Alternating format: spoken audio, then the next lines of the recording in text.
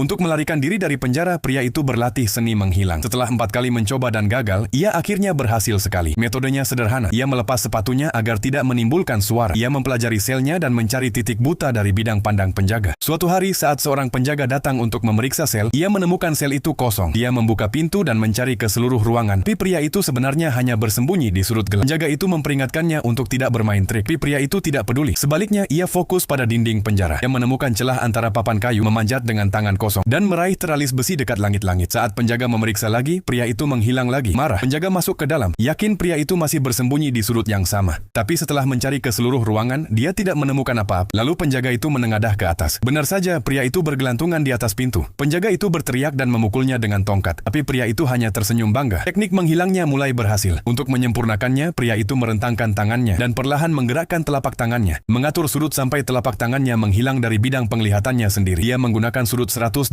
derajat penglihatan manusia untuk mengukur titik buta dan bersembunyi di area tersebut. Kuncinya adalah tetap diam tepat di belakang penjaga, di luar jangkauan pandangannya. Entah bagaimana, ia benar-benar menjadi tak terlihat. Hari demi hari ia berlatih. Akhirnya ia menjadi ahli. Kini saatnya untuk membuktikannya. Saat penjaga memeriksa lagi, yang terlihat hanyalah setumpuk pakaian di dalam sel. Dia melihat ke atas dan ke bawah, tapi tidak menemukan pria itu. Ternyata, pria itu telah menyelinap ke belakangnya, meniru setiap langkah dan gerakannya. Penjaga itu merasa ada yang aneh, seolah pria itu ada di dekatnya. Tapi sekeras apapun dia mencari, dia tidak bisa melihatnya. Tiba-tiba, dia melihat bayangan samar di lantai. Itu adalah siluet pria itu. Penjaga panik dan mengayunkan tongkatnya, tapi pria itu hanya tersenyum. Pria itu telah menggambar mata di telapak tangannya, membayangkan bahwa ia melihat dari sudut pandang si penjaga. Dia tidak hanya meniru langkahnya, tapi juga menebak isi pikirannya. Ia bergerak selaras dengan tubuh dan pikiran penjaga. Dengan latihan lebih lanjut, tekniknya menjadi nyaris sempurna. Bahkan bayangannya pun tidak terlihat di dalam sel. Saat pemeriksaan berikutnya, penjaga kembali menemukan sel kosong. Frustrasi, dia bersumpah setidaknya akan memukulinya setengah mati. Namun setelah mencari kemana-mana, termasuk lantai, ia tetap tak menemukan siapapun. Tiba-tiba, sebuah tangan menghantamnya dari belakang. Pria itu menjatuhkannya. Saat penjaga mencoba bangkit, pria itu memukulnya lagi dan melemparkannya keluar dari ruangan. Penjaga itu ketakutan. Pria itu telah menjadi seperti hantu, tak terlihat dan tak tersentuh. Namun saat pria itu bersiap untuk kabur dari penjara, ia diberitahu bahwa ia sudah menjalani hukumannya dan bebas untuk pergi.